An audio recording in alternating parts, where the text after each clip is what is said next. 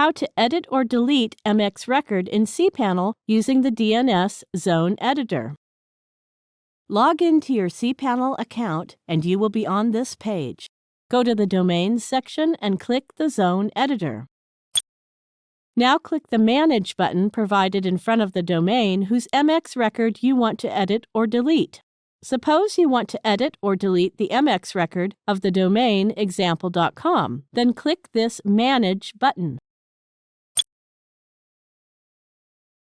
Click the Edit button of any of the loaded records you want to edit.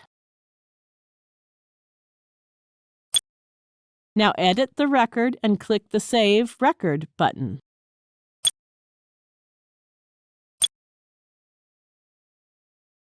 That's it. The MX record has been updated.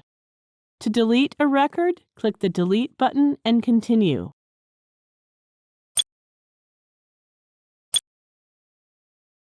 Success! We have deleted the MX record. Now you know how to edit or delete MX record. Thank you for watching.